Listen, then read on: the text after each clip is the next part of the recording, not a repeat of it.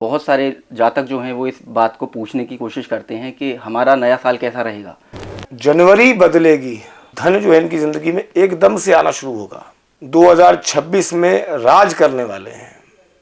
कि आजकल बहुत छोटे छोटे लड़के हैं, सही बता सकते हैं इस उम्र में अपनी, या इतनी कुंडलियों का वो अध्ययन कर चुके होंगे।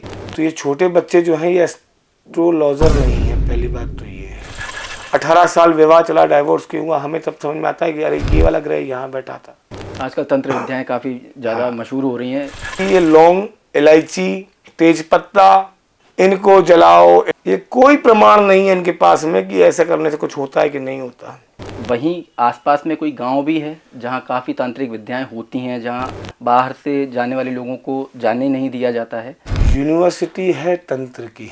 महिलाएं शिवलिंग को स्पर्श न करें और पुरुष ही केवल पूजा करें। क्या इसका प्रमाण है किसी ग्रंथ में? शिव पुराण में मेंशन है इस चीज के बारे में। नमस्कार, आप सभी का स्वागत है हमारे पॉडकास्ट चैनल में।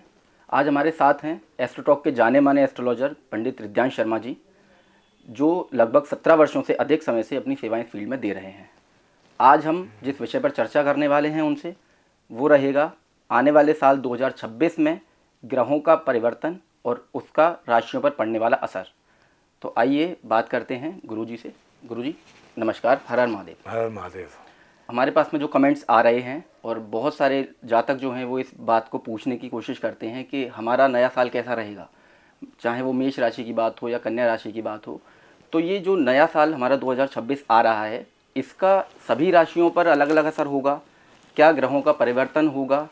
जिनकी परेशानियां चल रही थी, क्या उनकी परेशानियां ख़त्म होंगी? क्योंकि वो ये लोग जानने की कोशिश करते हैं, तो हम इसका सवाल का जवाब जानना चाहते हैं। देखें, नया साल आ रहा है और नए साल में बहुत सारी चीज़ें जो हैं वो बदलने वाली हैं। 12 राशियां होती हैं, 27 नक्षत्र होते हैं। हर राशि का प्रभाव, हर राशि का काम अलग अलग होता है। किसी राशि का, हर राशि का रिजल्ट एक जैसा नहीं हो सकता। अब जैसे अब आपको बताया जाए कि 2026 में कई और राशियां ऐसी हैं जो हानियां देंगी, नुकसान करेंगी, और कई और राशियां ऐसी हैं जो बहुत फ़ायदा देने वाली हैं। जैसे देखा जाए तो मेष हुई, कर्क, सिंह और धनु, ये 4 राशियां जो हैं ये 2026 में काफ़ी जातक को जो है परेशान करने वाली हैं। इन 4 राशियों में स्वास्थ्य की हानि, माँ से संबंधित परेशानी, और माँ से संबंधित के साथ साथ में व्यापार में हानि हो जाना, और अभी तो ये कह सकते हैं कि रात को अच्छा करके सोए थे, सवेरे उठ के से देखा तो सब कुछ खत्म सा हो गया। तो 2026 में ऐसा भी कुछ राशियों के साथ होगा। ये तो पंडित जी आपने डराना शुरू कर दिया। हम आपसे ये जानना चाहते हैं कि अगर कोई परेशानी किसी के साथ आती है तो क्या हम उसको सही कर सकते हैं? जो ग्रहों का परिवर्तन होने वाला है उसका असर अगर नकारात्मक है तो हम उसको कैसे ठीक कर सकते हैं या कम कर सकते हैं? देखिए, सबसे पहले तो आप इतना समझें कि राशियों से जो राशिफल निकलता है वो केवल 50% ही सटीक होता है। अच्छा, तो 100% नहीं होता। जी, जो एस्ट्रोटॉक पर या दूसरे गुरुजी ऐप चल रहे हैं, बहुत सारे ऐसे ऐप चल रहे हैं जो आपकी कुंडली देखते हैं और बता देते हैं कि आपका साल ये रहेगा या वो रहेगा, उसमें कुछ अच्छा भी रह सकता है, ख़राब भी रह सकता है। तो ये पूरी तरह सटीक नहीं होते, ये कहना चाह रहे हैं आप? बिल्कुल। देखें, राशियाँ तो 12 ही हैं जी और रहने वाले लोग करोड़ों की संख्या में हैं। जी और जो करोड़ों के लोग हैं इनकी नाम की राशियाँ इन्हीं में से 12 में से रहेंगी। जी। पर सबके गोचर तो अलग अलग होंगे। सबका पैदा होने का समय तो डिफरेंट डिफरेंट होगा। जी। तो जो चीज़ ग्रह कर रहा है उसके गोचर में जो हो रहा है या उसकी जो दशाएं करवा रही हैं, सबकी दशाएं भी डिफरेंट होंगी। जब दशाएं डिफरेंट होंगी तो गोचर भी डिफरेंट होगा, और गोचर डिफरेंट होगा तो स्टार का डिग्रीज भी डिफरेंट होंगी। जब डिग्री डिफरेंट होगी तो कोई भी एक स्टार, एक राशि को पकड़ के स्टार काम नहीं करता। अब जैसे मैं आपसे कहूं कि 1 जून जो आने वाला है, 1 जून से जो है बृहस्पति जो है जी। जो बृहस्पति है वो कर्क राशि में आएगा। अब कर्क राशि में आएगा तो मेष, कर्क, सिंह और धनु, इन राशि वालों के लिए जो है वो कहीं ना कहीं परेशानी क्रिएट करेगा ही करेगा। जैसे कि माँ से संबंधित परेशान करेगा, माँ के स्वास्थ्य को परेशान करेगा, माँ से रिश्ते को खराब करेगा। इसके साथ में अब कर्क वाले पे आ जाओ तो इसको स्वास्थ्य खराब कर देगा इसका। सिंह और धनु पे आ जाओ तो बने बनाए काम बिगाड़ देगा इसका। तो एक, अब ये मैंने बोल दिया आपको कि ऐसा होगा, पर क्या अगर मान लो कि किसी का राशि, किसी का नाम धीरज है और किसी का जन्म 9:45 पे होता है और उसकी राशि में जो उस धनु राशि है उसकी, उस राशि में वो कुछ हुआ ही नहीं, तो फिर कौन जिम्मेदार है? मैं। इसलिए मैं राशि के राशिफल को इतना 100% जो है सटीक नहीं मानता, क्योंकि 50% की गारंटी, हाँ ठीक है हो सकता है ऐसा, हो सकता है ऐसा, होगा ही, इसके लिए श्योर। तो दो एक ही नाम वाले व्यक्ति, अगर हम बात करें कि दो, जैसे आपने बताया धीरज नाम का कोई व्यक्ति है, तो अगर दो लोग हैं और एक की लाइफ में परेशानियां चल रही हैं और एक की लाइफ बहुत स्मूथ जा रही है, जैसा मतलब आजकल के लिए होता है कि घर भी अच्छा है, गाड़ी भी अच्छी है, नौकरी या जो भी उसका बिजनेस है वो भी बहुत अच्छा चल रहा है, तो उन दोनों के लिए सिर्फ जिस समय पर उनका जन्म हुआ है वो दशाएं या जो ग्रह उनकी कुंडली में है जो बोला जाता है, सिर्फ उनसे फ़र्क पड़ेगा या उनके नाम से ही फ़र्क पड़ेगा? नहीं, नाम से फ़र्क नहीं, इतना नहीं पड़ेगा जितना उनकी महादशाओं से या दशाओं से या प्रत्यंतर दशाओं से फ़र्क पड़ेगा, उसके ग्रहों से फ़र्क पड़ेगा, उसकी डिग्रियों से फ़र्क पड़ेगा। क्योंकि दो नाम के अलग अलग, एक नाम के दो व्यक्ति हैं जैसा आपने मुझे बोला जी। तो एक नाम के दो व्यक्ति हैं, वो ठीक है, मैं एग्री करता हूँ, राशि सेम हो गई, आपका यही सवाल है, राशि सेम हो गई, पर दोनों का वक्त तो अलग अलग है पैदा होने का। जी। एक दिन पहले पैदा हुआ उसी समय पर, दूसरा दूसरे दिन पैदा हुआ उसी समय पर, ऐसे समझ सकते हैं। पर जी। तो समझने के बाद में हुआ क्या कि राशि सेम हो गई पर गोचर तो बदल गया। हम लोग दो प्रकार से काम करते हैं, एक साइन में, एक निर्यन में। जी। तो जो राशि पे देखा जाता है वो निर्यन पे बात की जाती है। हाँ, तो जो आप बता रहे हैं ये क्या होते हैं? साइन जो होता है वो सूरज होता है और निर्यन जो होता है वो चंद्रमा होता है। जितने भी एस्ट्रोलॉजर जो काम करते हैं वो निर्यन पे काम करते हैं और जो राशियों पे काम करते हैं वो भी निर्यन पे लगभग काम करते हैं, पर वो कहीं भटकते हुए साइन तक पहुंच जाते हैं। तो जो भी गुरुजी हैं जो कुंडली देखते हैं और भविष्य बताते हैं या ऐसा कहते हैं कि हम भविष्य बता सकते हैं, तो वो ये निर्यन पर काम करते हैं या साइन पर काम करते हैं? सबसे पहले तो एक चीज़ मैं आपको बता दूं कि भविष्य बताने वाला तो कोई है नहीं विधाता के अलावा जी। पर भविष्य की बात कर सकते हैं क्योंकि हम पढ़े, वो हम लोगों ने वो स्टडी करी हुई होती है, तो हम लोग वो नहीं, लेकिन आजकल जो चल रहा है वो तो यही है कि हम भविष्य बता सकते हैं। हाँ, तो ये और आपका बदल है। भी सकते हैं। नहीं, अच्छे भी रूप में और बुरे भी रूप में। ये भगवान है, फिर ये साक्षात भगवान। क्योंकि आजकल जो तंत्र विद्याएं चल रही हैं वो अच्छा करने के लिए कम और बुरा करने के लिए ज़्यादा प्रयोग में आ रही हैं। देखें, आप ऐसा समझें कि जो राशियां होती हैं जी और जो तंत्र होता है, जो एस्ट्रोलॉजी होती है, तंत्र होता है, दोनों डिफरेंट चीज़ें हैं। अच्छा। एस्ट्रोलॉजर जो है वो पढ़ाई करता है सिर्फ ग्रहों की, जी, ग्रहों के चक्कर की, उसके बाद उसकी डिग्रीज की, उसके हाव भाव की, जी, उसके चरणों की, गोचर की, नवमांश की, सारी पढ़ाई करने के बाद में जाके एक एस्ट्रोलॉजर बनता है। अब कोई एस्ट्रोलॉजर डराता है आपको कि हम ये कर सकते हैं, हम वो कर सकते हैं, तो ये तो रावण भी नहीं कर पाया, तो आप कैसे कर सकते हो?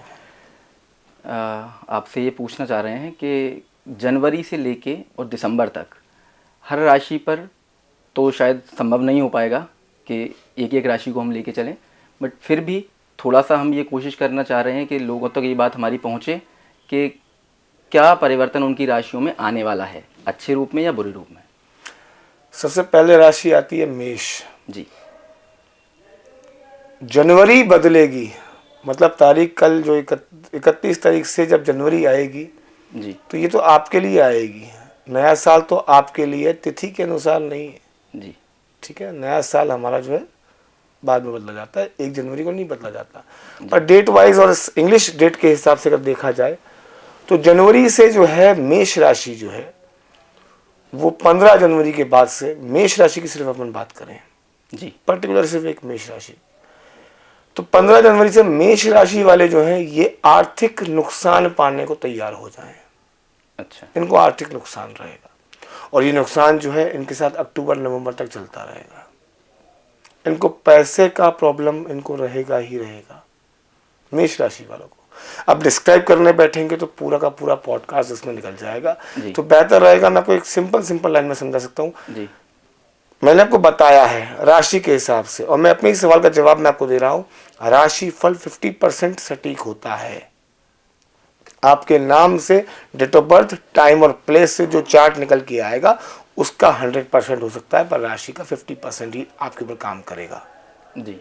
ठीक है, तो ये मेष राशि की बात हुई। बात करें वृषभ राशि वालों की, जो वृषभ राशि वाले होते हैं, इनके साथ में इनको धन की जो है मतलब धन जो है इनकी जिंदगी में एकदम से आना शुरू होगा। अच्छा, इनके लिए वक्त बहुत अच्छा है 2026। मिथुन राशि वाले कोई बड़ी चीज खरीद सकते हैं, बड़ी चीज, महंगी चीज, मतलब इनका लग्जरी टाइम जो है वो स्टार्ट होने वाला है मिथुन राशि वालों के लिए जी। कर्क राशि वाले जो हैं वो साल भर जो है तकरीबन परेशान रहेंगे स्वास्थ्य को लेकर, अपनी फाइनेंशियल कंडीशंस को लेकर बहुत परेशान रहने वाले हैं। जो सिंह राशि वाले हैं, इनकी माता जी से संबंध जो है बिगड़ेंगे। धन में जो है पैसे की बात करें तो इनको पैसे में कुछ इतना अच्छा लाभ होने वाला है नहीं 2026 में। अच्छा, भागा दौड़ी बहुत ज़्यादा होगी पैसे को लेकर, काम को लेकर, बने बनाए काम बिगड़ते जैसे दिखाई देंगे इनके सिंह राशि वालों के। फिर आती है कन्या राशि, और 2026 जो है वो कन्या राशि वालों के लिए बहुत सुंदर है। इन्हें फालतू बैठने का समय नहीं मिलेगा, दिमाग दौड़ता रहेगा, नई नई चीज़ें उपज करते रहेंगे, अपने जीवन में सक्सेस पाते रहेंगे, और ये 26 में पाएंगे।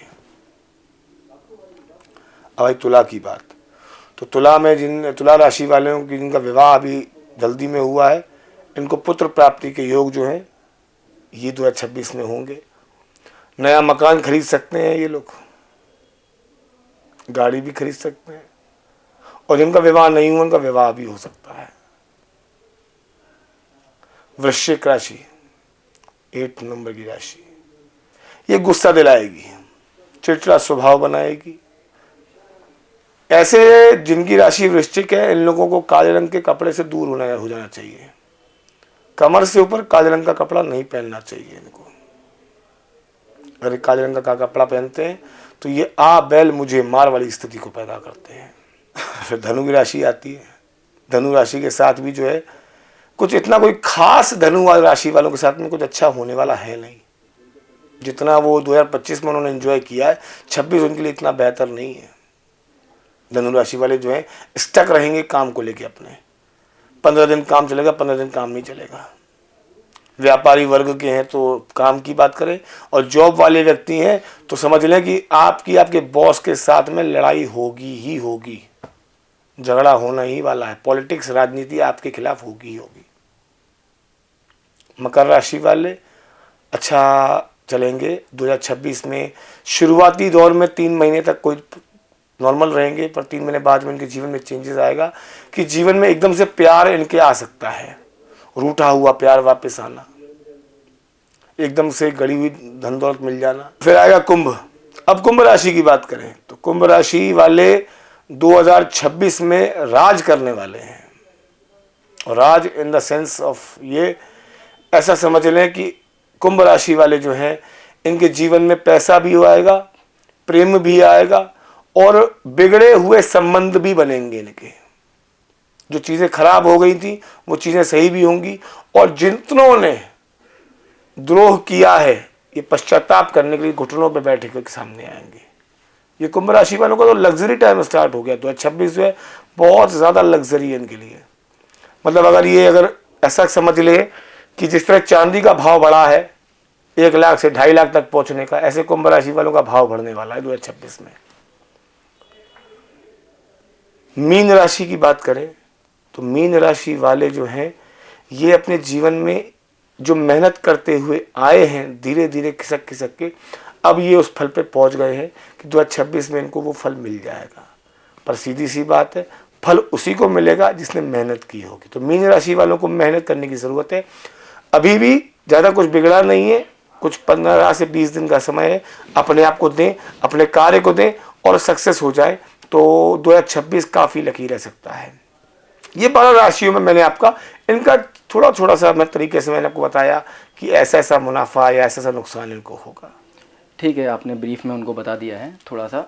बाकी हम जो अगला पॉडकास्ट करेंगे उसमें थोड़ा सा और हमारे पास में जो कमेंट्स आएंगे, जो भी जो सवाल पूछेंगे, उसमें हम अगले पॉडकास्ट में उसको थोड़ा डीप समझेंगे कि किस राशि पे कौन सा असर होने वाला है।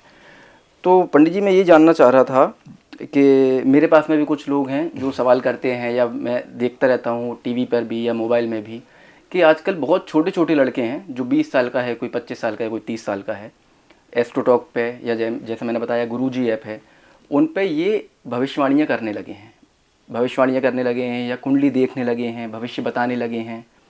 रील में भी आने लगा है, काफ़ी वायरल हो जाते हैं छोटे छोटे लड़के। तो क्या ये सही बता सकते हैं इस उम्र में अपनी? मैं ये नहीं कह रहा हूँ कि वो सही बताते हैं या नहीं बता सकते, वो उस उम्र में इतना अध्ययन कर सकते हैं या इतनी कुंडलियों का वो अध्ययन कर चुके होंगे कि वो बता सकें कि जो जातक अपने समस्या लेकर उनके पास में आया है। क्योंकि कई बार मैंने ऐसा देखा है कि नाम नहीं है किसी के पास में, या नाम है और जन्म नहीं है, तो वो कैसे पता करेगा कि उसकी कुंडली जो वो देख रहे हैं वो सही है? ये इतना अध्ययन उनके पास में कितने समय में आ सकता है? क्योंकि आपको तो काफ़ी समय हो गया है इस चीज़ में। देखिए, सबसे पहले तो आपका जो सवाल है कि छोटे छोटे बच्चे, तो ये छोटे बच्चे जो हैं ये एस्ट्रोलॉजर नहीं है। पहली बात तो ये है जी। जो टैरो रीडर या न्यूमरोलॉजिस्ट होंगे, पाम रीडर होंगे, ये जो इजी लर्निंग कोर्सेज हैं ये कर सकते हैं और इसका विश्लेषण करके ये जो है बता सकते हैं। बाकी मैं ये सब करता नहीं तो मुझे आइडिया नहीं इन चीज़ों का। बाकी हाँ, अब ठीक है, वो जो कर रहे हैं वो करने दो, उनका कर्म उनके साथ में, हमारा कर्म हमारे साथ में। बाकी हाँ, भविष्य बताने की बात की जाए तो मुझे 17 साल हो गए इस करियर में जो पढ़ते हुए। आज भी पढ़ाई पूरी नहीं हुई है, आज भी पढ़ाई चालू है, आज भी हम पढ़ते रहते हैं, नई नई कुंडलियाँ देखते हैं, नई नई चीज़ें समझते हैं कि भैया इसके साथ ऐसा क्यों हुआ या क्यों हुआ डाइवोर्स उसका। 18 साल विवाह चला, डाइवोर्स क्यों हुआ, हमें तब समझ में आता है कि अरे ये वाला ग्रह यहाँ बैठा था। तो कईयों चीज़ें जो हैं वो ग्रहों की ऐसी होती हैं कि हमें पढ़ना ही पड़ता है। तो एक्सपीरियंस एक दिन में या 2 दिन में नहीं आता। और जो आजकल जो क्रैश कोर्स चलते हैं, 3 दिन में एस्ट्रोलॉजी सीखें या 4 दिन में आप विद्वान बन जाएं, तो मैं समझता हूँ ये तो मूर्ख बनाने का व्यापार बना दिया लोगों ने इसको। बाकी मैं एप्लीकेशंस की बात करूँ तो मैं इसलिए एस्ट्रोटॉक को गलत नहीं कह सकता क्योंकि मैं एस्ट्रोटॉक पे हूँ, तो मैं इसलिए एस्ट्रोटॉक को गलत नहीं कह सकता। पर मैं और एप्लीकेशंस में मैंने जाके देखा कि वहाँ क्या चल रहा है, और सिर्फ वहाँ पर जो है मूर्ख बनाने का एक नया व्यापार क्रिएट कर दिया गया आजकल। और कुछ एप्लीकेशंस तो इतनी भगवान बन चुकी हैं कि एक एप्लीकेशन है, अब नाम नहीं ले सकता, ये एप्लीकेशन है एक, अब उस एप्लीकेशन का नाम नहीं ले सकता, पर उस एप्लीकेशन में जब भी मैं जाता हूँ तो मुझे संतुष्टि वाला कभी भी जवाब आज तक नहीं मिला। अच्छा, आप चेक करने के लिए जाते हैं? कभी कभी कर लेता हूँ जब मन करता है कि देखो मेरा ज़िंदगी में, क्योंकि हम अपनी कुंडली नहीं देख सकते ना जी, तो मैं अपनी कुंडली दिखवानी पड़ती है। तो कभी चले जाता हूँ, कभी किसी से पूछ लिया, कभी किसी से पूछ लिया, तो पूछने के बाद ये पता पड़ता है कि अब वो मुझसे कहता है कि आपकी कुंडली में मंगल की महादशा है। मैंने कहा ठीक है साहब। अब एक ने तो मुझे ये बता दिया कि आपका जो है एक्सीडेंट होने वाला है। मैंने कितने दिनों के अंदर? कहता 3 दिनों के अंदर। वो 3 दिन निकल गए, मुझे कुछ भी नहीं हुआ, मैं तो नॉर्मल हूँ, बढ़िया हूँ अपनी ज़िंदगी में। तो विश्वास है ये चीज़ होगी, ठीक है, अच्छी बात है। बहुत ज़्यादा विश्वास है कि नहीं होके रहेगी, ये गलत है। एस्ट्रोलॉजर भगवान नहीं है। एस्ट्रोलॉजर कुंडली पढ़ सकता है, विधाता नहीं बन सकता आपके जीवन का। अगर वो कह रहा है कि नौकरी लग जाएगी तो नौकरी लगने के चांसेस होंगे, तभी तो वो बोल रहा है। बाकी ये छोटे बच्चों की बात की जाए तो छोटे बच्चों को बच्चों जैसे रहने दो। वो एक पिक्चर आई थी मासूम, हमारे बचपन में जी, कि छोटा बच्चा जान के हमको ना समझाना, तो ऐसे गाना हुआ करता था उसका। तो वो उन्हीं चीज़ों को देखते हुए ये बच्चे हैं, इनको रहने दो उनकी ज़िंदगी में। अब आप तो सिर्फ एस्ट्रोलॉजी की बात कर रहे हैं, मुझे कईयों बार तो ऐसा बताया गया कि लोग तांत्रिक भी बन जाते हैं कई बार। जी, आजकल तंत्र विद्याएं काफ़ी ज़्यादा मशहूर हो रही हैं, वायरल ज़्यादा हो रही हैं रील्स में। कि ये काम करने से ये हो जी जाएगा। जी जी। तो असल में क्या है कि आपने देखा होगा कि ये लौंग, इलायची, तेज पत्ता, जी सुना होगा आपने नाम ये वाले, इनको जलाओ, इनको ये करो, इनके संग वो करो, फलाना करो, ढिकाना करो। और कुछ तो लेडीज़ें घर से निकल आई, मुझे ऐसा लगा कि किचन में उनके पास खाना बनाने को वक्त नहीं था, तो वो सब्जी का सामान पूरा मसाला लेके बाहर आ गई हैं और एस्ट्रोलॉजी का व्यापार करने बैठ गई हैं। तो ये सब चीज़ों पे, मूर्खता वाली बातों पे आप काम ना करो। ये कोई प्रमाण नहीं है इनके पास में कि ऐसा करने से कुछ होता है कि नहीं होता। रील्स तो गुरुजी आपकी भी काफ़ी वायरल हुई थी, जैसे एक शुक्र की रेमेडी बताई थी आपने, एक कन्या के लिए रेमेडी बताई थी आपने। तो जो रेमेडी बताई थी उसमें गलत क्या किया था?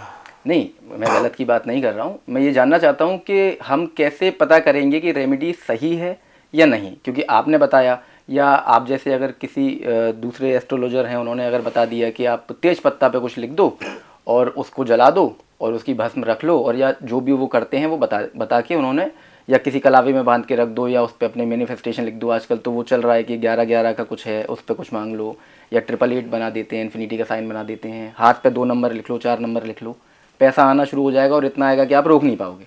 सटोरिया सुना है आपने? तो जी, तो ये सटोरी हैं ये लोग। इनका पहले जो व्यापार था वो सट्टे का व्यापार था, तो ये लोग चला नहीं पाया, सरकार सख्त हो गई ना मोदी साहब की, तो इनका व्यापार हो गया बंद और अभी हो गए पागल। तो ये कुछ भी बोलने लगे आजकल दुनिया में कैमरे के सामने आके। बाकी इतनी गारंटी मैं आपको बता दूं कि तेज पत्ते को जला के रख देने से कुछ भी नहीं होने वाला तुम्हारे जीवन में। तुम्हारी खुद की समझ कहाँ गई? बचपन में जब आप छोटे थे तो आपने देखा होगा आपकी माँ जो है अपने हाथ में नमक और राई को लेकर आपके सिर के ऊपर घुमाया करती थी, 3 बार सीधा 3 बार उल्टा, और घुमाने के बाद में वॉश बेसिन का टैप ऑन करके उसमें उसको गिरा दिया करती थी जी, और आपका स्वास्थ्य ठीक हो जाया करता था। तो कहीं से ये चीज़ें प्रैक्टिकल हुई हैं, तभी रेमेडीज निकल के आई हैं। जी, बाकी ये जो रेमेडीज है कि तेज पत्ता जला दो या लौंग जला दो, इलायची खा लो या उसको खिला दो, मिठाई खिला दो, देखो तंत्र है, तंत्र का अपना एक जोन है। जी। तंत्र के जोन में रहना इतना आसान नहीं है। चलिए, तंत्र के विषय में हम आगे बात करेंगे। फिलहाल हम जो राशियों के बारे में बात कर रहे थे उनका थोड़ा सा एक पार्ट मेरा रह गया है। तो मैं ये जानना चाह रहा था कि जैसा आपने सभी राशियों के बारे में बताया कि मेष राशि पे क्या असर होगा या मकर राशि पे क्या असर होगा, तो जिन पर सकारात्मक प्रभाव पड़ने वाला है वो लोग तो ये सुन के बहुत खुश हो जाएंगे कि अब मेरा सब कुछ अच्छा होने वाला है, और जिनके ऊपर आपने बताया कि प्रभाव उतना अच्छा नहीं रहेगा जितना पिछले वर्षों में रहा होगा, या आने वाले साल में अब उनका थोड़ा सा, किसी को पैसे की कमी होगी, किसी को स्वास्थ्य की समस्या हो सकती है, तो उनके लिए वो क्या उपाय करें जिनसे उनका असर या तो नकारात्मक है तो कम हो जाए, और सकारात्मक है तो वो कहीं आलस ना पकड़ लें उनको, या वो ये ना सोचें कि मेरे पास तो आने ही वाला है तो मैं जो अपनी कोशिशें करता आ रहा हूँ उसको कम कर दूँ। तो वो उपाय दोनों के लिए किए जा सकते हैं या सिर्फ नकारात्मकता को कम करने के लिए? अब इसका जवाब फिर आपके पहले वाले सवाल पे चला जाना पड़ेगा कि राशि फल। जी, तो जैसे मैंने पहले बताया कि मैंने जो बोला वो 50% सही हो सकता है, 100% नहीं। मैं अगर कोई उपाय बताऊँ आपको और वो उपाय पता लगा कि आपके गोचर में वो चीज़ जो है वो काम कर ही नहीं रही थी, मैं तो रेमेडी बता दी, सब कुछ सही चला था, वो चीज़ और बिगड़ गई। तो रेमेडी हर किसी के लिए एक सिंपल रूप में नहीं होती। उपाय ऐसा बताओ जो जीवन में तुम्हें भी संतुष्ट करे और सामने वाले को भी। पहली बात, 12 राशियां हैं, 12 राशियों में करोड़ों लोग हैं। जी, अब ये पॉडकास्ट को आपके थ्रू जो है कई लोग देखेंगे, जो लोग देखेंगे वो लोग क्या करेंगे क्या नहीं करेंगे मुझे नहीं पता, पर अगर रेमेडी सुन ली तो वो रेमेडी करने बैठ जाएंगे। जी, बिना कुंडली दिखाए रेमेडी कर लोगे तो ये अलग कलेश हो जाएगा।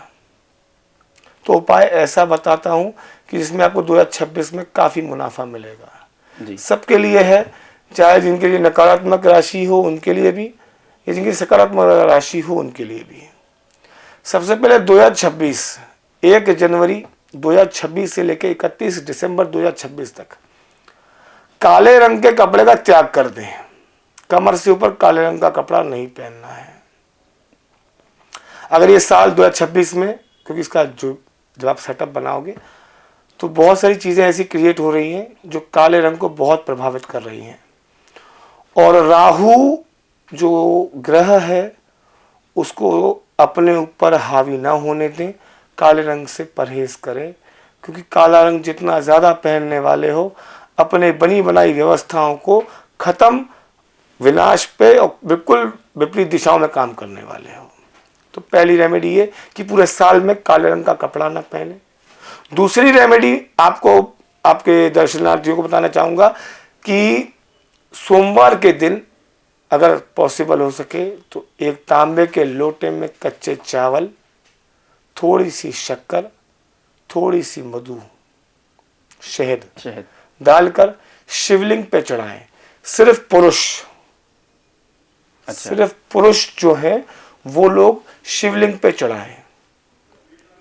स्त्रियां जो हैं वो शिवलिंग को हाथ ना लगाएं और दूर से दर्शन करें। गुरुजी, जैसा कि आपने बताया कि महिलाएं शिवलिंग को स्पर्श ना करें और पुरुष ही केवल पूजा करें। पुराने समय से देखते आ रहे हैं कि स्त्रियां ही ज़्यादा पूजा करती हैं, घर में भी और बाहर भी, और पुरुष अब कुछ सालों से ज़्यादा करने लगे हैं, जिसमें नए स्टूडेंट्स हो गए या नए जो लोग देख रहे हैं या पढ़ रहे हैं उसके बारे में, अपने धर्म के बारे में, तो वो अब मंदिर ज़्यादा जाने लगे हैं। तो ऐसा क्यों है कि सिर्फ पुरुष ही शिवलिंग को स्पर्श करे और उन पर पूजन करे? महिलाओं के को क्यों इससे वंचित रहना चाहिए, या वो क्यों आपकी इस बात को मानेंगी?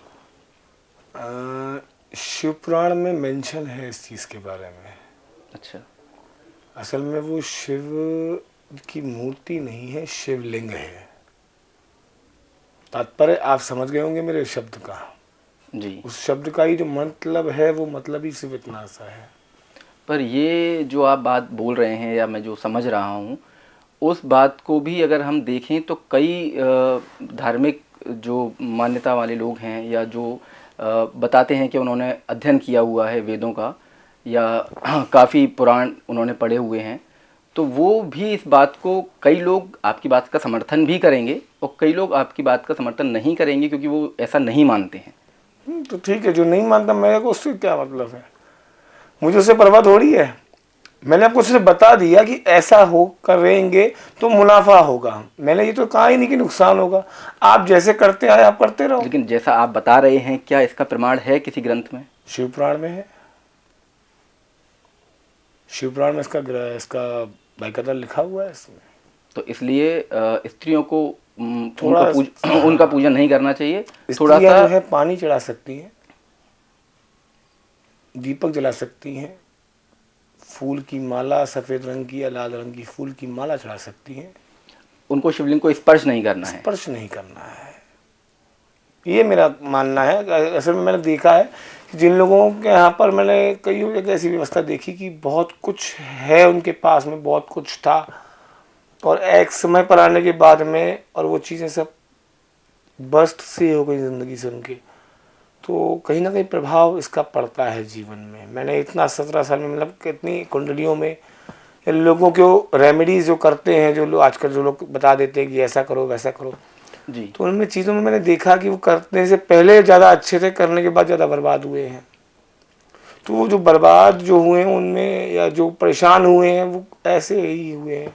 अब आपने जैसे मुझे कहा कि बहुत पुराने समय से जो लोग करते हुए आ रहे हैं, तो मैं तो उनको रोक नहीं सकता, बिल्कुल करते रहें, उनका विश्वास है, वो बाबा है, बाबा को जिसको बुलाना होगा, जिससे हाथ लगवाना होगा, बाबा लगवाता रहेगा। पर पुराण जो कहता है वो यही कहता है, ग्रंथ जो कहते हैं वो यही कहते हैं कि हाथ नहीं लगाना चाहिए। मैं इसलिए थोड़ा सा आपको बताया मैंने आपको इस बारे में। ठीक है, तो हम कुछ बात आपके एक विषय पे करना चाहते हैं, जो आपके पहले जो पॉडकास्ट हुए हैं उसमें काफ़ी चर्चा हुई है उस चीज़ की, लेकिन कुछ चीज़ें मुझे ऐसा लगता है कि उसमें रह गई हैं। तो जैसा अभी आपने बताया, उससे ही संबंधित जो शिव पुराण में भी प्रमाण है इस चीज़ का, थोड़ा सा मैंने उसके बारे में अध्ययन किया हुआ है। तो असम, जिसे पहले कामरूप के नाम से जाना जाता था, वहाँ पर गुवाहाटी में एक मंदिर है माता का, उसका भी संबंध कुछ ऐसा ही है। और वहीं आसपास में कोई गांव भी है जहाँ काफ़ी तांत्रिक विद्याएं होती हैं, जहाँ बाहर से जाने वाले लोगों को जाने नहीं दिया जाता है, क्योंकि वहाँ पर तंत्र मंत्र इसका प्रभाव काफ़ी बड़े स्तर पर है और वो वहाँ के लोग मानते भी हैं। तो उसके बारे में आप क्या बताना चाहते हैं? असल में यूनिवर्सिटी है तंत्र की, जहाँ पर जिसका आप नाम नहीं ले पा रहे, वो माई का नाम है कामाख्या। जी। तंत्र की यूनिवर्सिटी कहा जाता है वहाँ पर उसको। असल में वहाँ पे वाइब्रेशंस ऐसे हैं जो बहुत ज़्यादा, क्योंकि मंत्रों का आह्वान, ध्यान, हर चीज़ को वहाँ पे बुलाया जाता है, भूत प्रेत पिशाच सबको वहाँ बुलाया जाता है। तो जब बुलाया जाता है तो उनके वाइब्रेशंस होते हैं, उनका ऑरा होता है, फील हो जाती है कि हाँ भाई यहाँ पे वो शक्तियाँ हैं। वहीं से कुछ थोड़ी सी दूर पर एक गांव है जिस गांव का नाम है मायोंग। जी। मायोंग में मैं जब गया था तब मुझे ऐसा बताया गया कि गुरुजी वहाँ चले अपन तो मज़ा आएगा। तो मैं चला गया, अंदर से चेष्टा हुई कि देखें तो सही क्या है वहाँ पर। तो उस गांव में पहुँचने के बाद समझ में आया कि नहीं, ये जो है ये यूनिवर्सिटी से ऊपर की पढ़ाई है। वहाँ के लोग काफ़ी मधुर भाषा में बात करते हैं, बहुत मीठा बोलते हैं, और तंत्र के नाम पे आंखों में देखे देखे, कोई हिप्नोटिज्म नहीं है वहाँ पे हिप्नोटिज्म नहीं होता। मेरे सामने मैंने जो जादू देखा अपनी आंखों से तंत्र का, सबसे बड़ी, असल में तंत्र अच्छी चीज़ों के लिए होता है, बुरी चीज़ों के लिए नहीं। मेरे सामने एक व्यक्ति आया, उसने बोला कि हमारे घर में चोरी हो गई और क्या आप मदद कर सकते हैं। उन्होंने कहा कांसे की थाली ले आओ। वो कांसे की थाली ले आया और उन्होंने पानी भरा और फूल को जो है उन्होंने उसमें डाल दिया, और बस उसको पता नहीं क्या कुछ पढ़ के दे दिया कि जाओ और ये फूल की पत्ती जिस दिशा में तुम्हें ले जा रही है उस दिशा में ले जाओ, और जहाँ ये फूल सिमट के बीच में आ जाए इसको वहाँ रख देना, वहीं तुम्हारा धन है तुम्हें मिल जाएगा। और वही जो है वो उस व्यक्ति ने किया, और करने के बाद वो वहाँ मंजिल तक पहुँचा, उसके फूल वापस इकट्ठा हो गए, उसका जो चोरी हुआ धन था वो उसको वापस मिल गया। फिर ये चीज़ तो लोगों के लिए अच्छी है, फिर उस गांव में जाने के लिए मना क्यों किया जाता है?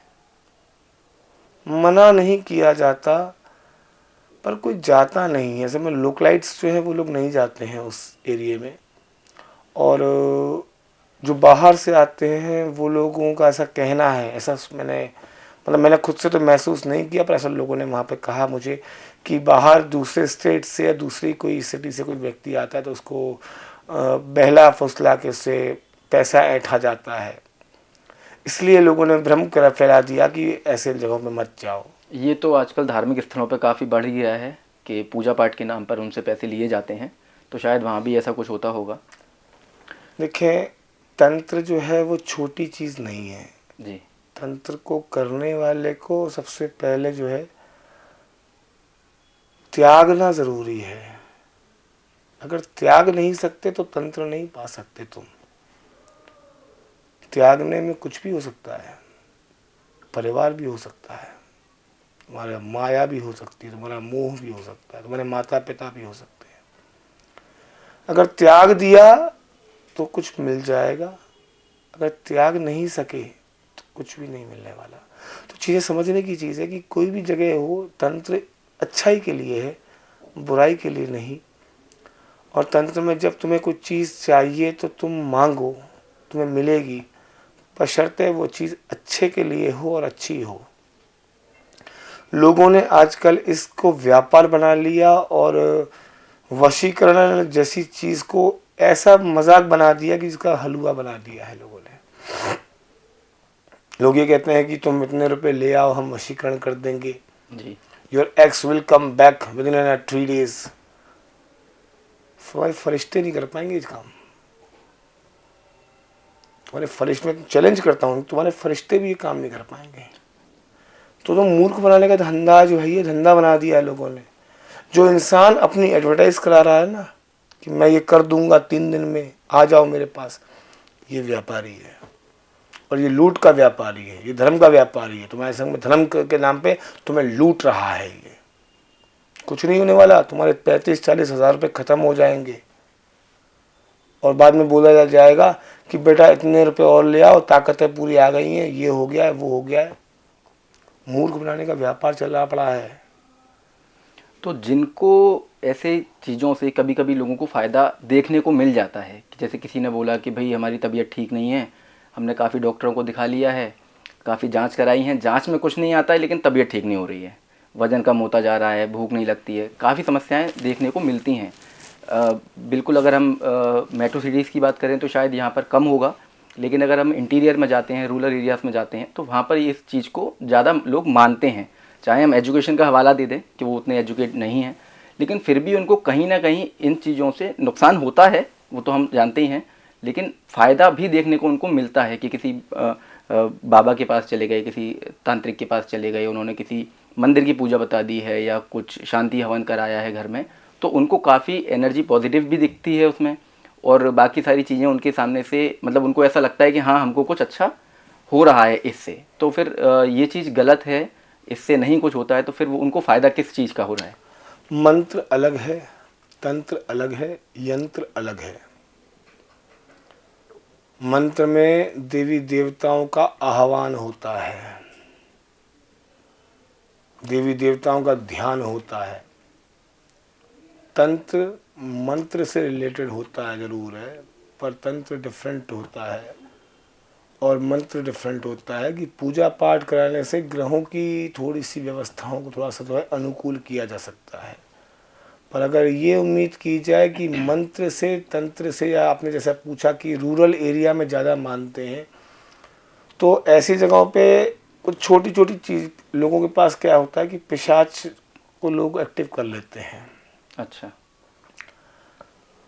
अब जैसे कि कर्ण पिशाचनी किसी ने एक्टिव कर ली, जी, काफ़ी चल रहा है इसके बारे में, वायरल काफ़ी हैं इनकी रील्स भी। जैसे कर्ण पिशाचनी किसी ने एक्टिव कर ली या किसी ने जिन एक्टिव कर लिया, तो जो पिशाचनी है वो बताएगी और जो जिन है वो काम करते हैं। तो सबके पास हो ये पॉसिबल नहीं, पर हाँ जो जादूगर टाइप के लोग होते हैं वो लोग जिन पे ज़्यादा काम करते हैं। वो लोग कि मुट्ठी बंद करके नींबू निकाल ली, नींबू ले आए, अंगूर खिला दिया, खजूर खिला दिया मुट्ठी से, ये जिन करता है। इसी तरह एक रूरल एरिया में केस आया था कि उसके बेटे को जो है काफ़ी राहत नहीं मिल रही थी। वो किसी बाबा के पास में गए और बाबा ने उसके पेट में ऐसे हाथ लगाया और घुमाया, उसको उल्टी हुई और उल्टी होने के बाद में मुंह से जो है इतने सा टुकड़ा निकला। उसमें खोला तो उसमें बाल बंधे हुए थे, कांच बंधा हुआ था और बोला ये दवाई तुम्हें किसी ने खिलाया है। क्या होता है ये एक ट्रिक होती है। अच्छा। पेट में हाथ डालो, आंतड़ियों के आसपास में हाथ पकड़ते हैं और उसको घुमा देते हैं। वो घुमाने का एक ट्रिक होता है बस।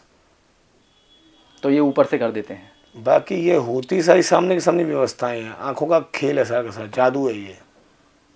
देखा होगा जादूगर करते हैं कि आदमी जो है हवा में लेटा हुआ है, नीचे से लोग निकल जाते हैं, वो आदमी हवा में, हिप्नोटिज्म जिसे बोलते हैं, सीन से ये हिप्नोटिज्म है। तो कोई भी इंसान तंत्र को पैसा कमाने के योग में नहीं करता। जो सही का तंत्रिक है वो पैसों के लिए नहीं कर सकता ये चीज़, और पहली बात वो तुम्हें मिलेगा भी नहीं इतना ही आसानी से। उसकी अपनी दुनिया है, अपनी दुनिया में मस्त है, वो तुमसे मिलेगा क्यों और तुम उसे दोगे क्या कि वो तुम्हारे लिए करे। तो जब तुम उसका मूल्य, उसकी मेहनत का मूल्य तुम दे नहीं पाओगे, और जब नहीं दे पाओगे तो वो तुम्हारे लिए काम करेगा क्यों। इसीलिए इन बातों पे विश्वास ना करें कि हर व्यक्ति तांत्रिक है या हर व्यक्ति कुछ भी कर सकता है। इन मनगढ़ंत लोगों से और इन मनगढ़ंत भावनाओं से, अवधारणाओं से थोड़ा सा दूर हो जाए तो फ़ायदा रहेगा।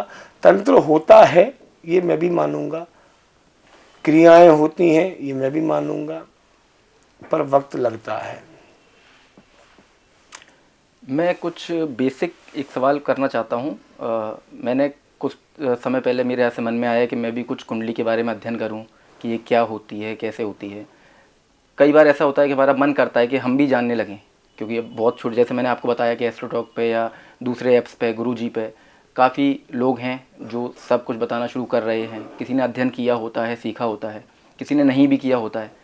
तो उसमें जब मैंने कोशिश की तो मुझे कुछ ज़्यादा खास समझ में आया नहीं कि ये क्या होती हैं। तो आप मुझे एक छोटा सा बेसिक हमारे दर्शकों के लिए भी और मेरे लिए भी कि ये कुंडली क्या होती है। कुंडली में जो है 12 घर होते हैं जी। और 9 ग्रह होते हैं।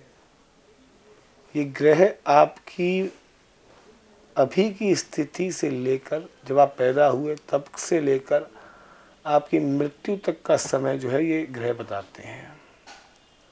इस कुंडली के को पढ़ने वाला अगर हो तो वो आपको राजा भी बना सकता है अगर सही पढ़ने वाला है तो। मेरे पास कई लोग आते हैं, मुझसे पूछते हैं आके कि हमारी नौकरी नहीं लग रही जी। और हमने काफ़ी समय से अपना जो पैसा है कभी इस एप्लीकेशन पे कभी उस एप्लीकेशन पे दिया, और अभी हाल ही की बात है, अभी 3 दिन पहले की बात है कि मेरी पास में मैं अपनी लाइफ पे था तो एक लड़की से मेरी मुलाकात हुई ठीक कुछ दिन पहले। उसने मुझे बोला कि मैंने गुरुजी बहुत सारी एप्लीकेशंस ट्राई करी हैं, कुछ 80,000 रुपये के आसपास ख़त्म कर चुकी हूँ अभी तक, और ये मुझे एस्ट्रोटॉक जो है पहली बार किसी ने मुझे सजेस्ट किया, तो मैं आई इस पर मैंने ज्वाइन किया इसको, और ज्वाइन करने के बाद में आपसे मुलाकात हुई मेरी। मैंने आपसे सवाल किया था कि मेरी माँ को कैंसर है, मेरी माँ को कैंसर है, ये मैंने सवाल किया था, क्या आपको याद है? मैंने कहा मुझे याद नहीं। उसने कहा मैंने जुलाई में आपसे कनेक्ट किया था और आपने जुलाई में रात को 12:30 बजे जब आप बैठे थे तो आपने ये कहा था कि आपकी माता जी को कोई कैंसर नहीं है, और नहीं हो विश्वास तो दिसंबर में मेरे से कन्फर्मेशन ले लेना। तो गुरुजी दिसंबर का महीना है, 17 तारीख है, और आज सुबह ही मेरी माँ की रिपोर्ट जो अमेरिका से आनी थी वो आ गई है, और मेरी माँ को कैंसर नहीं है। पढ़ने के लिए पढ़ने वाला होगा तो वो पढ़ के बता देगा, जो व्यापारी होगा वो तुम्हें उलझा देगा, वो नगी स्टोन बेचता रहेगा, ये बेच लो वो बेच लो वो खरीद लो। सिर्फ नगों को पहनने से ही कोई वो विद्वान नहीं हो जाता, या काले रंग के कपड़े, आजकल आपने देखा होगा कि काले रंग के कपड़े पहन लेते हैं लड़के जी। अपने आप को बहुत बड़ा विद्वान बना लेते हैं, दिखने में विद्वान बन जाते हैं। वो कहते हैं ना कि मुंह में राम बगल में छुरी, वो वाला सिस्टम है कि लूटने वाले यही है। इन्हें न तंत्र का ज्ञान है, न मंत्र का ज्ञान है, न एस्ट्रोलॉजी का ज्ञान है।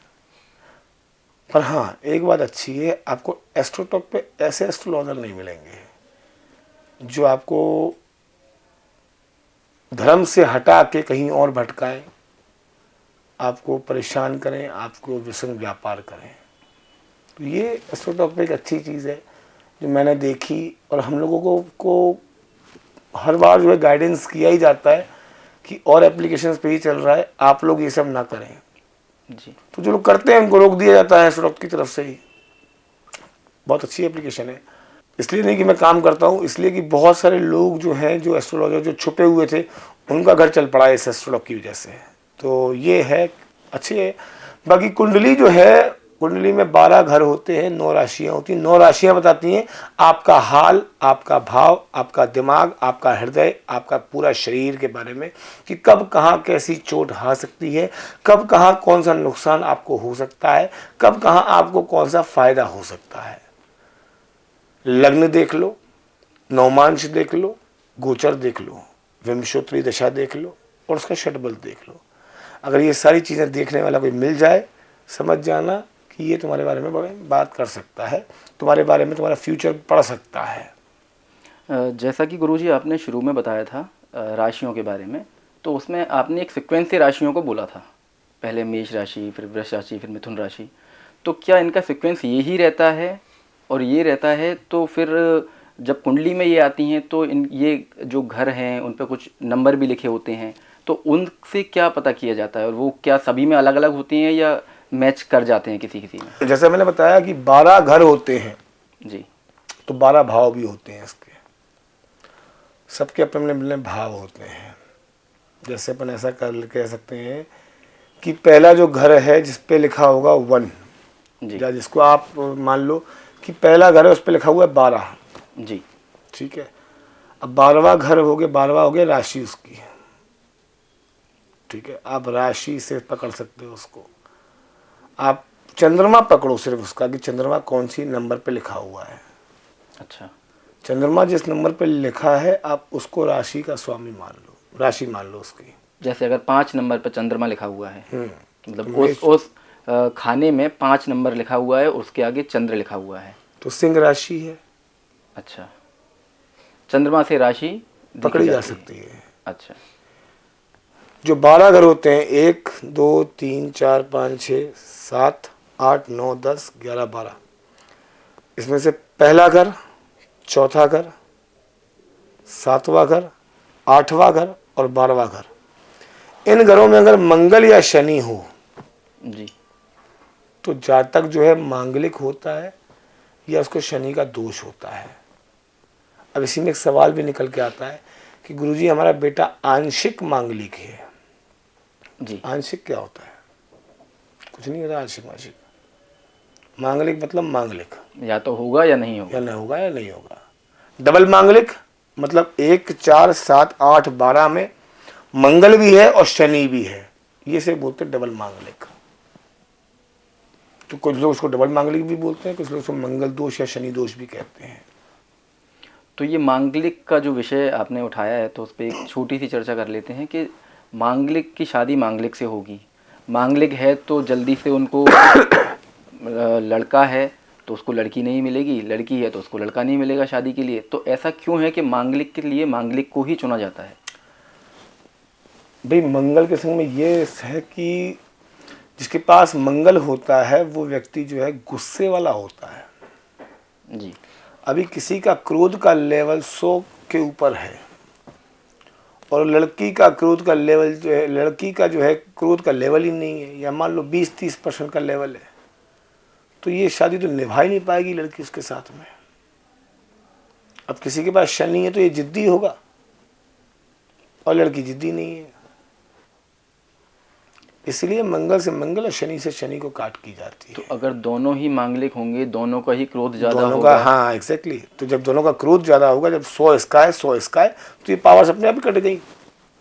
तो लड़ाई ज्यादा नहीं बढ़ेगी घर में? नहीं, लड़ाई क्यों बढ़ेगी? जब पावर ही कट गई, आप मेन सोर्स ही, जब आपने उसका फ्यूज ही निकाल दिया, तो जब घर में लाइट ही नहीं होगी तो लड़ाई होगी कहाँ से?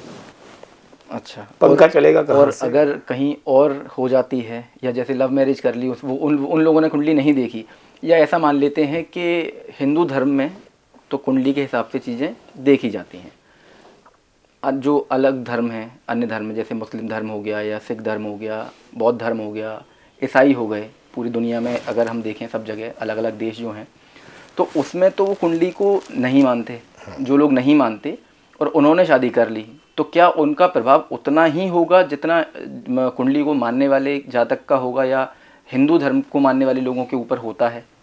सवाल बहुत अच्छा है, पर इसका जवाब मैं दे दूं कि जिनके यहाँ पर कुंडली नहीं मिलाई जाती हैं, उनके यहाँ पे मैंने एक चीज़ देखी है कि जैसे आपने जो धर्मों का मुझे अभी उल्लेख किया, तो इनके यहाँ विवाह भी तो बहुत सारे होते हैं। मैं ये बात बोलना नहीं चाह रहा था, मैं इसलिए बोल रहा था क्योंकि मुझे पता है आपके बारे में कि आप दुबई भी रह के आ चुके हैं कई साल, तो वहाँ का धर्म जो है वो यहाँ से थोड़ा सा अलग है, थोड़ा सा नहीं बहुत अलग है।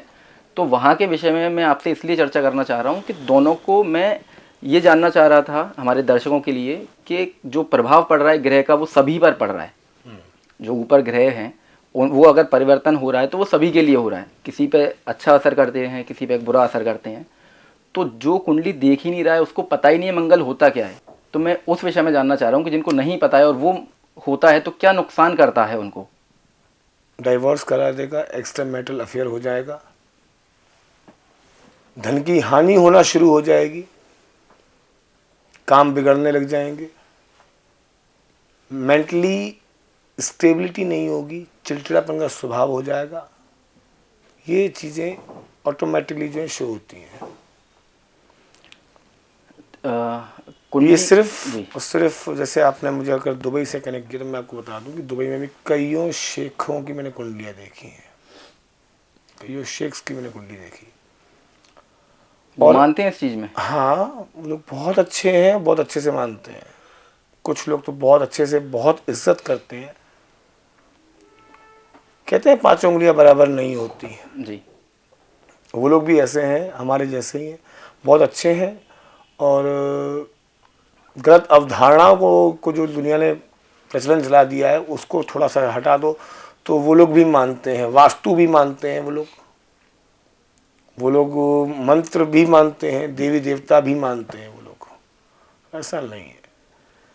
बाकी इसके अलावा मैं आपको दूसरा धर्म बताऊं, सिख धर्म, तो मेरे पास में लगभग महीने में 15 से 20 कुंडलियाँ तो आ ही जाती हैं कि गुरुजी शादी हो गई। शादी होने के बाद में कुंडली नहीं मिलाई, अब जो है खटपट चल रही है। तो मैं सोचता हूँ कि अगर मेरे पास 15 आ रही हैं तो और भी तो एस्ट्रोलॉजर है, उनके पास भी तो जा रही होगी कुंडली। जी। तो ऐसा नहीं है, कुंडली आज नहीं तो कल तो मिलानी पड़ेगी गुरु। कुंडली पे विश्वास तो तुम छोड़ ही नहीं सकते। दुनिया जितना पीछे से आगे बढ़ना चाह रही थी, अब उतनी पीछे आती जा रही है। कुंडली पे जाना पड़ेगा उसको। तो कुंडली आप आज भूल जाओ, 2025 खत्म हो गया, अब 2028 की आखिरी तक मैं आपको दिखाऊंगा कि बच्चे बच्चे की जेब में उसकी कुंडली पड़ी होगी। तो जो है कुंडली जो है 2028 में बच्चे बच्चे के पास होगी, क्योंकि हर बच्चे को पता होगा कि एस्ट्रोलॉजर जो है वो मुझे कुछ ना कुछ बता सकता है, मुझे कहीं ना कहीं से मेरी परेशानियों से मुझे निकाल सकता है। कुंडली रहेगी, राशि रहेंगी, सब रहेगा, ठीक है। सिर्फ पढ़ने वाला ढूंढना है कि पढ़ने वाला ढंग का कौन सा है, बस। व्यापारी तो नहीं है ना। तो उसके लिए एक खुद की कुंडली का एक छोटा सा अध्ययन सभी को करके रखना चाहिए, मेरा ऐसा मानना है, जिससे आपको कम से कम ये तो पता चले कि सामने वाला बिल्कुल जीरो से तो नहीं है जो आपको कुछ गलत बता बेसिक रहा जो है। है आपको नॉलेज में आपको सिर्फ इतना पता होना चाहिए कि कौन से आपको दोष है। जी। ये आपका लग्न क्या है, आपका आपकी राशि क्या है, आपका कौन सा दोष है आपको, और या कौन सा आपका योग है। और इसके अलावा अगर ये भी नहीं कर सकते तो एक बहुत बेसिक सा सिस्टम है, अपनी महादशा याद रखना बस। सिर्फ महादशा आपको खुद भी संभालेगी और उस एस्ट्रोलॉजर को भी संभाल लेगी। आपका षडबल पता होना चाहिए, षडबल क्या है आपका, बस। आप क्रॉस चेक कर सकते हो षडबल से ही इसको। एक छोटी सी जानकारी दे दीजिए, क्या होता है ये षडबल? ग्रहों की ताकत। अच्छा। जैसे कि अभी मैं कुंडली खोलूँ आपकी, तो आपके नाम से निकाला मैंने, तो जैसे गुरु आपका दिखा, तो गुरु की पावर जो है वो 1.23 है। जी। ठीक है। और शुक्र की जो बल है, शुक्र का जो वीनस का जो बल है, षडबल है, वो 1.43 है। मतलब आप मेहनत इतनी करते हो, कमाते इतने हो। पर जब इसी बात को अपन देखें कि शुक्र के पास में 1 डिग्री है और गुरु के पास में 1.57 है, तो मेहनत बहुत सारी है, इसका फल 0 ही रहने वाला है। षडबल समझना होता है, वो एक दिन में मैं आपको 1 मिनट में नहीं समझा सकता। इसके लिए कुछ कोर्स करना होता है, पूरा पढ़ना पड़ता है, क्योंकि जब तक आप ग्रहों में नहीं घूमोगे तब तक बल तक नहीं आ पाओगे। चलिए, आज काफ़ी बात हो गई है ग्रहों के बारे में, तो हम जाने से पहले दर्शकों के लिए कुछ रेमेडीज़, जैसा हम हर बार पूछते हैं आपसे, कुछ रेमेडीज़ जानना चाहते हैं। मेरे पास में कुछ सवाल आए हुए थे, तो मैं आपको बता देता हूँ कि घर में कलेश होते हैं, सब पढ़े लिखे हैं, एक नॉर्मल सिटी की बात करते हैं, बहुत मेट्रो सिटीज़ की नहीं कर रहे हैं, गांव की भी नहीं कर रहे हैं। घर में कलेश होते हैं, शादी हो गई, नई बहू है, वो भी घर में कलेश कर रही है, बहुत पुराने से घर में रह रहे हैं, नया कोई व्यक्ति नहीं आया है, तो पुरानों के भी कलेश चल रहे हैं। तो उस छुटकारा पाने के लिए कोई ऐसा उपाय जिनसे घर में कलेश कम से कम हो, इसका क्या उपाय कर सकते हैं? आप इसमें ऐसा कर सकते हैं कि घर में रोज सुबह जो पोछा लगता है, मॉप जिसे मारते हैं हम, जी। सब हिंदी में पोछा कहते हैं। जी। तो घर में जो भी पोछा मारता है, उसको पोछा मारने से पहले जो है उस बाल्टी में 2 चम्मच नमक डाल दें। अच्छा, ये खाने वाला नमक जो होता है? खाने वाला नमक, सफ़ेद नमक जो होता है, जी। वो नमक डाल दे और पोछा मारना शुरू कर दो आप। आपके घर में कलेश होना जो है वो लगभग ना के बराबर हो जाएंगे। अच्छा, और जो नेगेटिव एनर्जीज हैं घर में, नेगेटिव एनर्जीज को आप तो मतलब आप नहीं पकड़ पाएंगे, पर हाँ, अगर आपको ऐसा लगता है कि घर में नेगेटिव एनर्जीज है या घर में किसी ने कुछ किया कराया क्योंकि है, ऐसा लगता है कभी, जैसे हम घर के बाहर निकले, लोग बताते हैं कि मैं घर में जाता हूँ तो मेरा दिमाग बंद हो जाता है, कुछ काम करने का मन नहीं करता, या तो हम मोबाइल चला रहे हैं, कंप्यूटर चलाने वाले कंप्यूटर चला रहे हैं, घर के बाहर निकलते ही 50 आइडियाज़ आने शुरू हो जाते हैं। जिन लोगों से बात करते हैं, जॉब वाले अपनी जॉब की बात कर रहे हैं, व्यापार वाले अपने व्यापार संबंधी बातें कर रहे हैं, तो ऐसा उनको लगता है कि हम घर पहुंचते हैं उसके बाद हमारा सब दिमाग काम करना बंद कर देता है। तो शायद इस वजह से उनको ये फील होता है कि हमारे घर में कुछ नेगेटिव एनर्जीज हैं जो हमको उतना बढ़ने नहीं दे रही हैं आगे। सोमवार के दिन पालक या घास खरीदी जाए, जी। अपने घर में किसी सूखी जगह पे रख दो इसको। सूखी जगह मतलब? सूखी जगह मतलब जहाँ वेट नहीं हो, गीला नहीं हो वो जगह, जी। साफ जगह हो, वहाँ रख दो उसको, ढक के या प्रिजर्वेटिव करके फ्रिज में, या जैसे भी आप रखना चाहें। आप बाजार से ले आए पालक या घास, अपने घर में रखें सोमवार के दिन, और बुधवार की शाम को सूरज ढलते समय ये किसी गाय को खिला दें। आपको खुद महसूस होने लगेगा कि घर से नेगेटिविटी खत्म होती जा रही है। अब घर में मेरा मन लगने लगा है, अब घर में भी मुझे वो 50 आइडियाज़ मेरे घर में भी आ रहे हैं। तो जो चीज़ें बंद हो गई हैं, जो चीज़ें ब्लॉक हो गई हैं, वो ब्लॉक को खोलने का तरीका सबसे ईजी तरीका ये है। या फिर औरत को चाहिए घर की कि 2 चम्मच दूध में 2 चम्मच गंगाजल जी। इसे कटोरी में डालकर अपने घर में पहले छींटे मारे, पूरे घर में छींटे मारे नहाने के बाद में, इसके घर में नेगेटिविटी खत्म होना शुरू हो जाती है। ये उपाय किए हुए हैं असल में, क्या लोग बाग करते रहते हैं, और जहाँ से हमें रिजल्ट मिलता है तब हम इसको चीज़ को आगे फॉरवर्ड करते हैं। चलिए, जिनके सवाल हैं उन तक मैं पहुंचा दूंगा। एक सवाल है कि कई लोग बोलते हैं कि हमारे पास पैसा उतना नहीं आता जितना हम मेहनत करते हैं, तो उसके लिए आपने कुछ बता भी दिया था। लेकिन मेहनत ज़्यादा कर रहे हैं, पैसा आ भी रहा है, लेकिन रुकता नहीं है। काम छोटे हों बड़े हों हो जाते हैं, लेकिन पैसा नहीं रुकता। पैसा देखने को नहीं मिलता, घर में हमारे लॉकर में नहीं होगा, बैंक अकाउंट में नहीं होगा। लेकिन अगर गाड़ी खरीदनी है तो गाड़ी खरीद लेते हैं, मकान खरीदना है तो थोड़ी व्यवस्था करके मकान भी खरीद लेते हैं। पैसा रुकता नहीं है, उसके लिए क्या उपाय किया जाए कि पैसा रुकना शुरू हो जाए?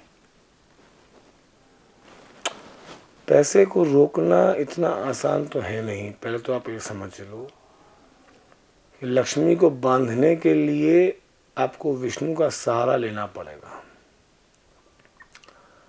अगर पॉसिबल हो सके और आप एजुकेटेड हो, वेल एजुकेटेड हो, तो आप बाजार से विष्णु सहस्त्र नाम की किताब ले आओ और उसे आप पढ़ना शुरू करो घर में अपने, क्योंकि जहाँ विष्णु होगा वहाँ लक्ष्मी जरूर होगी। किसी खास वार को पढ़ना है या डेली? शुक्रवार को लेके आओ। अच्छा। फ्राइडे के दिन ले आओ, इसको पढ़ना शुरू करो। फ्राइडे के दिन से ये आपके घर में पैसा दिखाएगा भी, और बैंक में भी दिखाएगा, और खर्चे भी थोड़े से रुकवाएगा। क्योंकि लक्ष्मी विष्णु से ज़्यादा दूर नहीं रह सकती, और दुनिया को सिर्फ लक्ष्मी से मतलब है, विष्णु से मतलब नहीं है। जो लक्ष्मी में इंटरेस्ट, जो मतलब, अब वही बात हो गई, सीधी सी बात है कि तुम्हें दूसरे की पत्नी को चाहिए, तो तुम्हारे पास कितनी देर के आएगी? वो आएगी जाएगी, मुंह दिखाएगी चली जाएगी। बेहतर है उसके पति को लेके आ जाओ ना। एक विष्णु भगवान की सोती हुई तस्वीर जो है या मूर्ति जो है घर में लगाओ अपने। जीवन में पीछे मुड़ के देखने का समय ही नहीं मिलेगा, पैसे की कभी कमी होगी नहीं।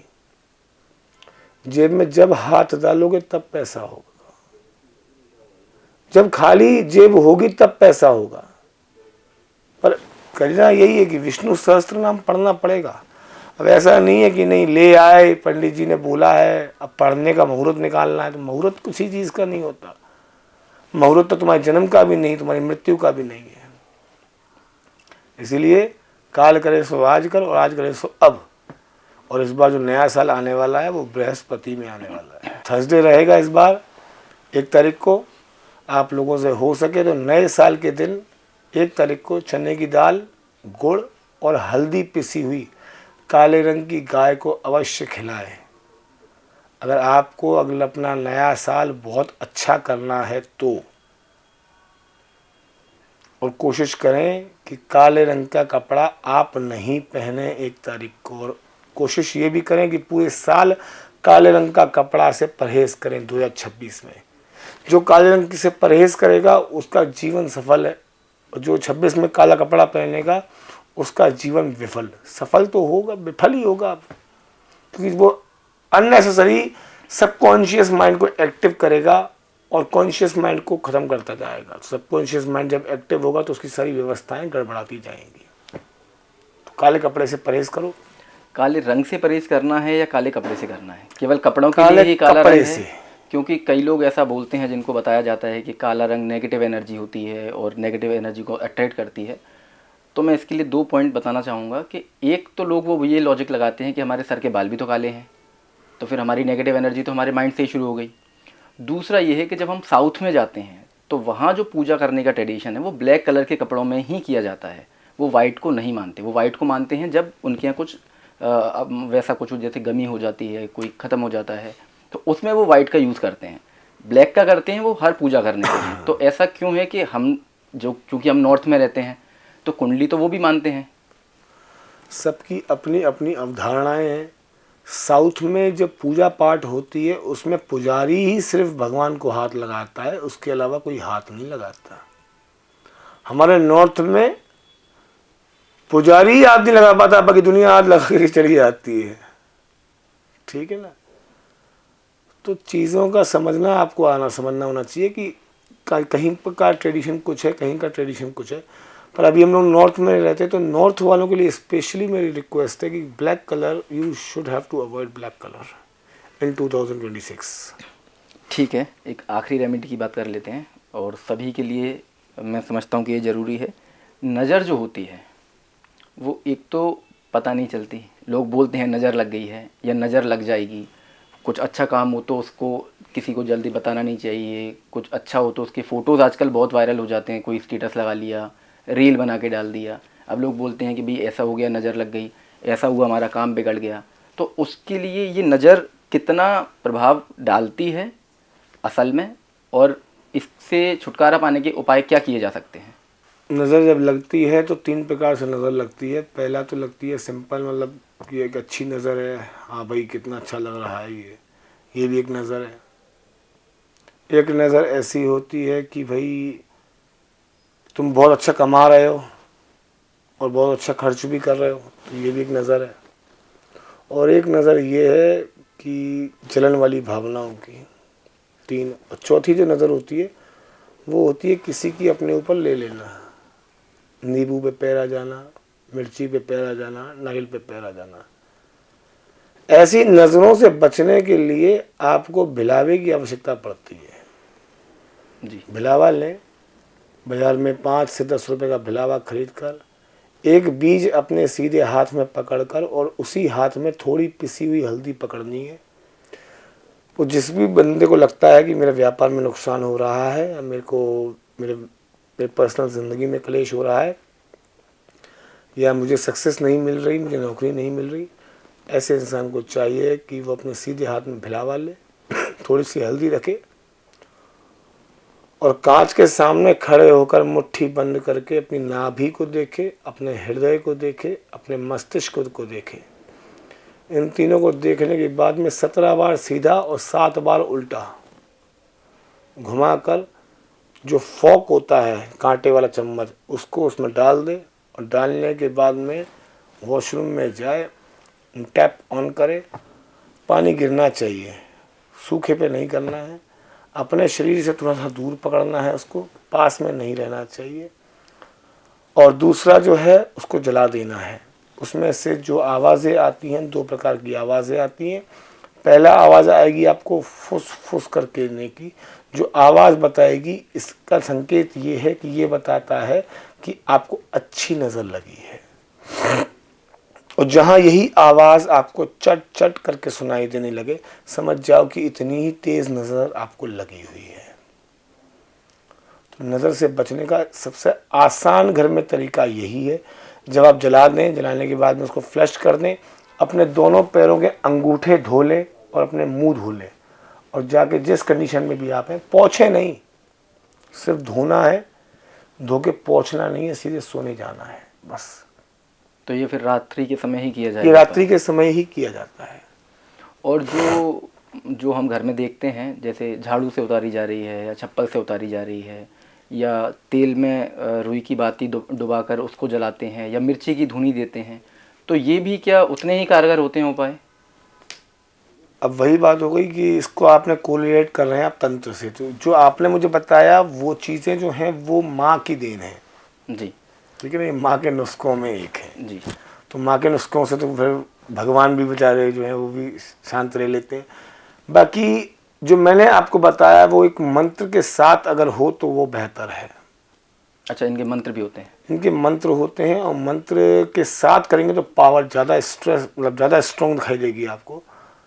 बाकी मिर्ची, चप्पल, झाड़ू, ये सब जो चीज़ें हैं, या रुई की बाती वाला, सरसों का तेल वाला या तिल के तेल वाला जो होता है, ये माताएं घर में करती हैं, बहनें घर में करती रहती हैं, इसकी कोई मुश्किल नहीं है। ये काट होती है जो सिंपल इलेक्ट्रिसिटी से काट जाती है। बाकी ये रही बात इसकी, तो इसकी कहानी तो बहुत सिंपल सी यही है कि भाई ये जीवन है, यहाँ नज़र तो लगेगी लगेगी, तो इसलिए माथे पे तिलक लगाया करो अपने, नज़र लगेगी ही नहीं। खाली सूना माथा जो होता है वो नज़र लगाने के लिए ही होता है। पहले आपने देखा होगा स्त्रियों की मांग भरी होती थी, मांग माथे पे बिंदी लगी होती थी जी। इनके कभी तलाक नहीं होते थे, इनके कभी मैरिड एक्स्ट्रा मैरिटल एक्स्ट्रा जो अफेयर्स होते हैं ऐसा कुछ नहीं होता था इनका, इनके हस्बैंड्स का या कुछ भी या किसी भी। आजकल ये चीज़ बढ़ती क्यों जा रही है? सिर्फ सूना माथे की वजह से। सूना माथा सीधा दर्शाता है कि तुम्हारा माथा खाली है। यहाँ या तो अपने पति की बंदी लगाओ या मेरी बंदी लगाओ, सिंपल सी बात है। आदमी नज़र लगाएगा, आदमी पे आपका वश नहीं है, किसी की सोच पे आपका वश नहीं है। सोच ही नज़र लगाती है, इसका ध्यान रहे आपको, अच्छी भी और बुरी भी। तो टीका जरूर लगाएं माथे पे। जी, लगाते हैं, पर वो दिन भर के लिए शाम तक रहता नहीं है। कोशिश करें कि रहे, बाकी कुछ नहीं। इसका छोटा सा इसको कोरिलेट कर रहा हूँ मैं। एक बच्चा है छोटा, उसके लिए काफ़ी यूज़ किया जाता है कि बच्चे को नज़र लग गई है या रो रहा है, जो बोल नहीं सकता, 2 महीने, 6 महीने, 7 महीने का है, उसको नज़र उतारने का सबसे अच्छा तरीका जो भी करे, उपाय कोई भी हो, वो माँ करेगी तो ज़्यादा कारगर होगा या उसके पिता करेंगे तो ज़्यादा कारगर होगा? अगर दोनों की कोशिश करें अपेक्षा कि में। दादी होगी तो ज़्यादा और कारगर होगा। अच्छा, अगर दादी करेगी तो और कारगर होगा, और दादा करेगा तो उससे ज़्यादा कारगर होगा। पर अगर दादा दादी के बाद में अगर दादा दादी नहीं है, माता पिता जो हैं दूसरे शहर में रहते हैं बच्चे के साथ में, तो माँ करे तो ज़्यादा कारगर है। बशर्ते माँ का वो समय नहीं होना चाहिए, बाकी कुछ नहीं होना चाहिए। चलिए, तो आज काफ़ी गुरुजी से उपाय भी लिए हैं और राशियों के बारे में जाना है। अगले पॉडकास्ट में मिलते हैं, और आपके जो भी सवाल हों वो कमेंट करिए, पूछिए, और चैनल को सब्सक्राइब करिए। और धन्यवाद पंडित जी। हर हर महादेव। हर महादेव।